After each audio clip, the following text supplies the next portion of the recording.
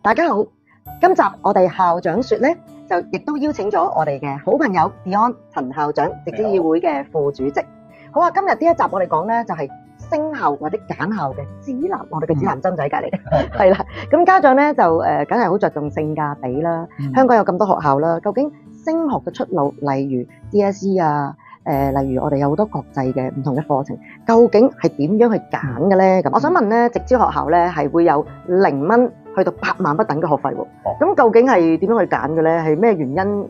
家長係點樣去選擇係咪貴就好啲咧？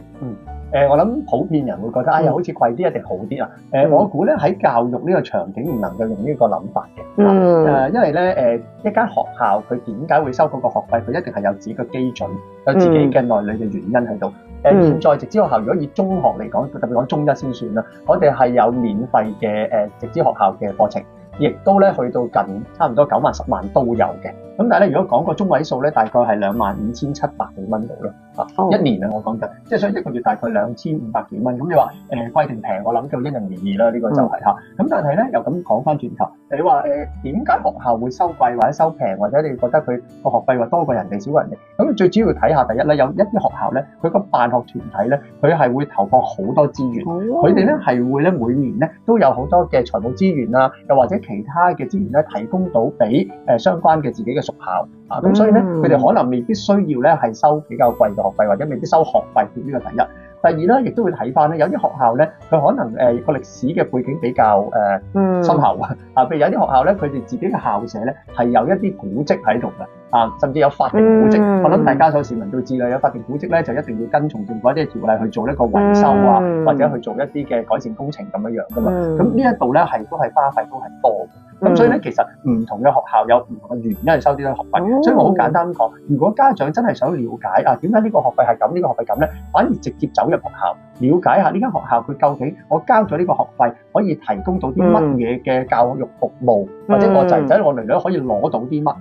啱啱你講嗰個係簡直拆解晒我哋家長界嘅迷思。原來學費係同你哋以為學校俾到我哋嘅係咪性價比嘅服務、教學質素係其實完全係未必係有關聯嘅，係因為其他所有頭先阿 Beyond 講嘅種種原因。家長要留意咯。好啦，第二條問題我就想問，其實香港政府好好一直都有撥款啦去做一啲資助啦，同埋一啲獎學金嘅。咁其實對於新來港嘅啲家庭啦，又或者佢係未適應得到，或者係經濟上又未可以達到一個符合入學校嗰個俾學費嗰個能力，咁又其實對佢哋有冇幫助嘅咧？嗱，其實咧，直資學校咧喺過往咧曾經被坊間誤解咧，或者被形容為呢一個貴族學校嘅。咁但係呢一個咧，大家可能呢幾年已經少咗聽呢個字眼，因為我都相信政府好或者我哋自己學界嘅朋友都好努力咧，係去解釋翻俾傳媒啊或者坊間聽。點解係咁嘅情況咧？就係因為咧，所有嘅直資學校咧都係需要提供學費減免俾有需要嘅家庭嘅小朋友嘅。學費減免嘅程度咧，簡單講咧，分為2級啦，可以係學費半免，甚至學費全免。即係剛才我哋講到，可能有啲學校收到10萬蚊學費1年喎。如果嗰個家庭係真係符合相關嘅要求咧，其實佢哋都係可以攞到全免或者半免。我過往亦都有啲學生真係講緊讀6年中學，再加埋最後嗰2年佢係讀呢一個國際課程，所以國際課程高少少學費，佢哋都係全免，跟住直接畢業入到香港嘅大學，都係攞緊政府嘅支援入到去讀書。非常好。所以個說法就係我又覺得香港嘅家庭好，或者係新來港嘅兒童嘅家庭都好，其實都唔使特別擔憂話可能我屋企嗰個嘅財政狀況唔大理想喎，我咧就申請咗人哋唔收我啦，絕對冇呢件事。因為咧我自己理解嘅直資學校咧，我哋申請嘅時間，接受申請時間，我哋唔會叫你提交財務證明，亦都唔會問你會唔會申請學費減免。咁咧學費減免幾時可以申請咧？就係當我哋取錄咗貴子女之後咧，我哋有一封佢嘅取錄通知書，即係 offer letter。嗰個 offer letter 通常都會將學費減免嗰個嘅報名嘅方法咧放埋落去，即係我已經出咗 offer letter 俾你啦，你先話翻俾我聽，你要申請學費減免，所以咧亦都唔會改變到個結果嘅。咁所以就大家可以放心去申請。非常好啊！所有來港嘅家庭或者香港嘅家庭咧，可能都唔知有呢個咁重要嘅申請服務喎，大家記住留意咯。好啦，第3條啦，咁香港其實讀我哋嘅本地嘅課程啦，其實係咪一定要讀 DSE 咧 ？Even 係直資係咪又一定要讀 DSE 咧？好啦，而家亦都開始咗好多 IB 啊、A Level 啊嘅唔同嘅學制，究竟係點樣去揀，又或者係家長又點樣知道自己係咪合適嘅咧？淨係學校俾意見嘅？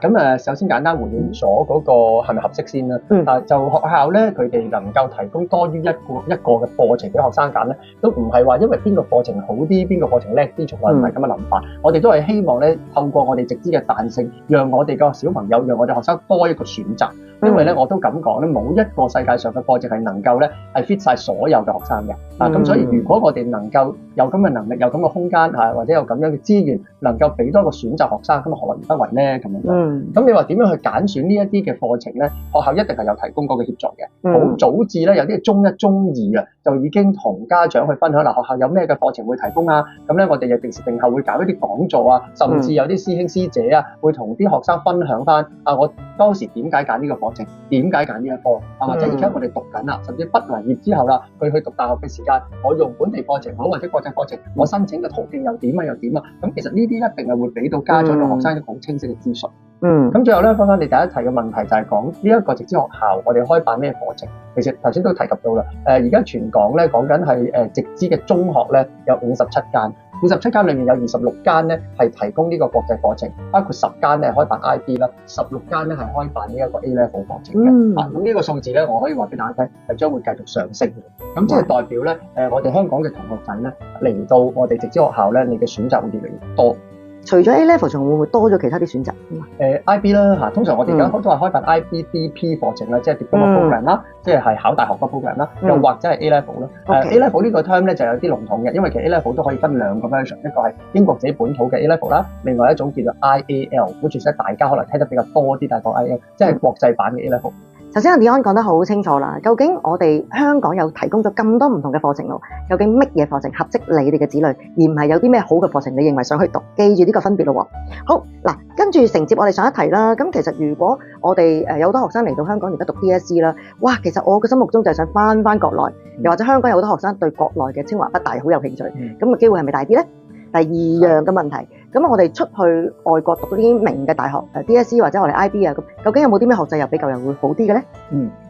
講翻內地升學先啦。如果翻自己國家升學咧，而家內地嘅大學同香港咧係有一啲嘅合作嘅協議嘅，超過100多間嘅內地大學咧可以透過叫做免高考啦，或者係直接用 DSE 呢一個嘅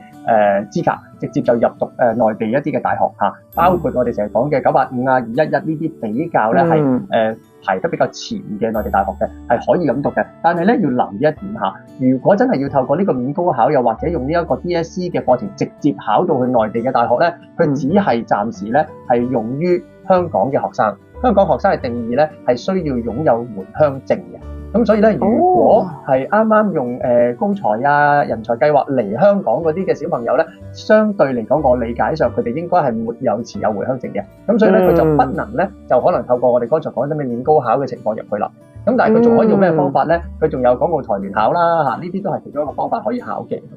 咁當然啦，如果佢嚟到香港係入到直資學校係讀呢個國際課程嚇，咁呢國際課程咧內地嘅大學都係認受嘅。咁所以咧呢一個亦都係一個可以再翻內地去讀大學嘅一個途徑。咁呢個頭先講完內地啦，講下海外啦。香港嘅 DSE 課程咧係高度受國際認可嘅，超過500多間嘅海外院校啊，特別係一啲我哋常講嘅名大學咧，都係能夠直接咧係互認我哋嗰個嘅 DSE 成績，可以直接咧係再考，即係入讀佢哋嘅大學嘅課程。咁所以咧呢一個我相信係對於家長咧係一個好大嘅信心嚟嘅。除此之外啦，咁你都有問到啦，會唔會仲有其他課程會去海外容易啲啊？咁其實都係講句 DSE、IB 或者 A Level 都係一啲高度受國際認可嘅課程，最緊要揀啱合適嘅。咁我覺得呢個會比較重要啲。咁跟住個問題啦，香港有咁多唔同嘅課程俾我哋學生去揀啦。咁其實去到中學咩年級，我哋家長或者學校點幫小朋友幾時去分流咧？幾時去讀 DSE？ 幾時決定去讀IB 啊或者其他課程咧？如果喺直資學校咧，都係好標準㗎啦，一定係喺中4打後㗎啦因為咧國際課程咧喺直資學校咧只限於中5及中6呢兩個年級提供嘅。咁所以咧，如果要讀國際課程嘅話咧，喺直資學校咧一定喺中4打後。因為點解唔係中5打後，我講中4咧？因為有啲學校咧，佢會為咗幫學生容易去適應讀呢個國際課程，佢喺中4嘅時間咧係教 DSE 之餘，亦都再教授一啲國際課程嘅一啲嘅學習技巧啊，以及一啲嘅內容啊，或者一啲嘅考試方式啊咁樣，所以變咗佢可能喺中四已經開始慢慢感受。所以如果你話幾時開始分流咧，就一定係喺中四打後開始分流嘅。就想問啦，咁即使最撚尾其實係學校校長去決定邊一個學生去讀邊一科㗎嘛？又唔係喎，因為咧就我哋都會有一個嘅申請嘅標準啦，或者一個篩選嘅標準嘅。咁啊，通常嚟講咧，當學校做晒所有嘅介紹啊，或者俾學生咧充足嘅資訊去考慮之後咧，我哋都會俾一啲嘅申請嘅時間佢哋。咁佢申請咗之後咧，學校會因應佢個學校嘅校內成績啦，又或者咧去面試啦，又或者佢真正嘅需要啦，諸如此類，又或者學校都會綜觀睇下佢呢個學生本身個學習能力傾向係邊一個課程會較為合適一啲。嗱，譬如好似咁講啦，如果有啲學校係開辦 A level 課程嘅，咁佢可能咧淨係開辦理科同埋數學科咁樣樣啊。如果你淨係開辦數理嘅話，嗰個學生佢又好想讀呢個 A level 課程，但係其實佢數理相對冇佢文史哲科係嗰啲咁叻嘅話咧，有時學校反而會勸佢，不如你讀翻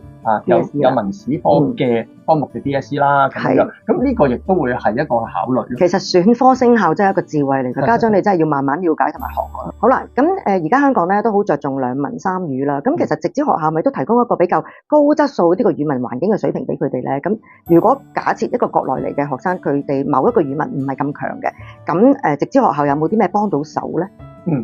我相信咧，香港絕大部分學校咧都能夠提供高質素嘅語言嘅課程嘅。但係直資學校咧，我相信我哋可能會俾學生多啲嘅機會去應用啦，以及咧多元啲嘅一啲嘅外語課程。咁好多直資學校咧，除咗我哋中文同英文咧、廣東話、普通話英語之外咧，我哋亦都會提供一啲嘅我哋叫做外語啊，譬如有啲會學西班牙語啊、法文等等等等。咁呢啲都係讓學生多一個嘅學習元素咯。咁呢啲亦都其實好普遍㗎啦，而家喺直資學校。咁但係講到你話內地學生嚟到香港，佢哋嗰個嘅語言啊，嗰個係咪需要去我哋嘅補強咧？咁樣樣有嘅，好多直資學校都會特別係幫呢班嘅同學仔啊，可能一啲嘅粵語嘅培訓啦，又或者英語嘅培訓啦咁樣樣。咁呢啲咧我都見到好多。我想問咧，海外嚟嗰啲學生，如果中文唔叻咧，而家係咪有一科叫做 NCS 㗎？NCS 咧定嗰個嘅意思咧就叫 Non-Chinese Speaking。咁即係話咧，佢係不能講中文或者講中文冇咁叻啦咁樣，所以叫 NCS。咁咧，如果係一啲海外生，又或者係香港土生土長，但係佢個國籍啊，或者佢個種族咧係外地人士啦或者非華人啦，咁咧就我哋有機會會將佢界定為 NCS 嘅學生。咁 NCS 學生咧，當然啦，唔係話我哋會限制咗 NCS 學生學中文嗰個權利以及佢哋嗰個嘅發展能力嘅，因為有一啲 NCS 學生，我哋其實睇新聞都睇到好多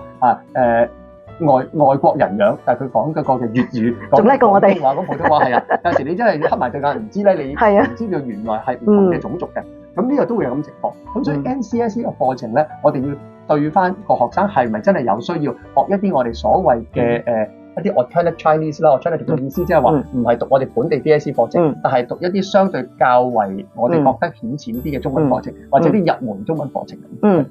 非常好。最後尾一個好重要嘅問題嗱，如果我哋一個家長無論係香港啊或者國內嚟啦，其實好多時我哋揀學校咧，都好多時俾好多坊間或者好多我哋嘅認為需要揀嘅原因而去決定啦。但係其實有冇啲咩隱形嘅指標，我哋作為香港嘅家長或者我哋要想揾直資學校嘅家長，其實我哋有冇啲乜嘢要留意嘅咧？我諗真係好清楚要留意嗰個直資學校嘅特色喺邊度，係唔係真係配合到小朋友？因為我哋真係又唔好介意咁講咧，即係我哋都見到好多藥石亂投嘅情況嘅，即係人報我報啊，咁我成日都用我學校自己做一個例子啊，都幾好笑啊嘛！即係我每年咧都收到咧女學生嘅申請嘅，但係閉校係男校嚟嘅咁，即係收尾咧了解翻因為隔離嘅同學仔報我咪報咯咁樣，即係佢根本都冇了解嗰個特色係嘛？即係我話真係唔好意思，你小朋友可能好叻，但係我真係收唔到，即係。至於有咁嘅限制，即係其實有好多，即係呢個我諗可能都係一個比喻，可以讓到大家睇得到。有時家長我哋真係希望大家了解清楚，學校係咪自己中意先，又或者咧係咪真係咧適合到小朋友？可能有啲小朋友可能喺音樂啊、體育啊、STEM 啊，可能喺語言啊，佢又各有天分。有啲學校喺呢方面專重嘅喎，可能有啲喺藝術上高係嘛？咁呢啲咪相對家長要考慮咯。頭先Dion講得好啱啊，好緊要，每一間學校都有唔同嘅特色啦。嗱，我哋嘅校長說咧，就會將會咧完完全全可以幫到家長咧，可以揾合適嘅學校，因為我哋會將會邀請唔同嘅學校去逐間去同大家分享。OK，下一集大家見。